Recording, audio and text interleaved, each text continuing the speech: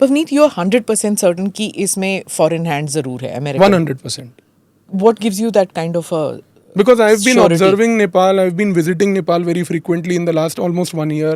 And जितना मैं वहाँ जाता हूँ, हर बार अमेरिकन इंटरफेरेंस बहुत विजिबल दिखती है. और दूसरा, आप एक चीज़ को देखिए कि India has outrightly been refusing America that हम अपनी टेरिटरी को अपना बेस बनाने देंगे for your anti China operations.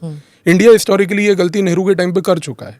When we allowed our country to just become a playground for the American CIA, for the Dalai Lama and Tibet experiment, and it all backfired miserably. So we have learnt our historical lesson. हम वो चीज़ दोबारा नहीं होने देंगे. This is the reason why America tried to do a regime change in Bangladesh. क्योंकि उन्होंने बांग्लादेश में शेख हसीना को भी यही चीज़ के ऊपर थ्रेटन किया था कि आप हमें सेंट मार्टिन आइलैंड दो. Sheikh Hasina went on record to say that कि वाइट मैन का एक थ्रेट था मुझे, और वो और कोई नहीं बल्कि अमेरिकन थ्रेट था with respect to Saint Martin island.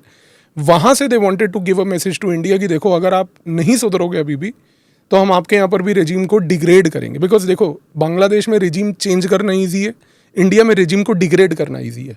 Regime change करना चाहें तो वो कर सकते हैं डिपेंडिंग अपॉन कितना सपोर्ट वो लगाना चाहेंगे. बट यहाँ पर इशू वही है कि they did regime change in Bengal, in Bangladesh. Regime degradation is going on in India.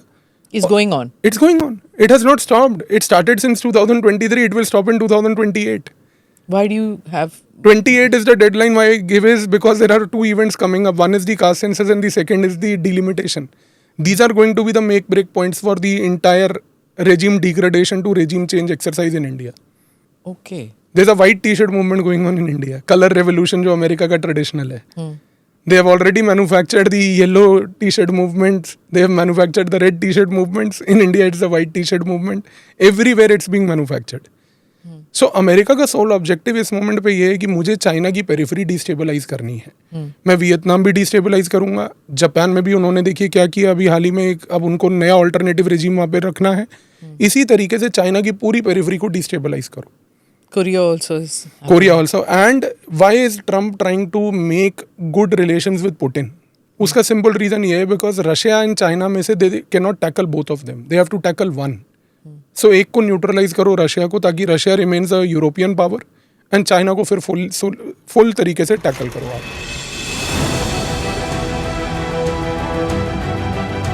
Namaste, Jai Hind. You're watching ANI podcast with Smita Prakash. अगर हम उसको मस्जिद कहेंगे तो फिर विवाद होगा. The issue is टूटा है क्या भारत? 400 पार का मतलब ये है कि संविधान खतरे में है. क्या हम लोग ये निर्देश देते हैं कि फला को गिरफ्तार करके जेल डाल? वही तो कह रहे हैं सब. ये बेबुनियाद निराधार आरोप. सच्चा सुनना चाहो देखो स्मिता प्रकाश ANI. It does not lie.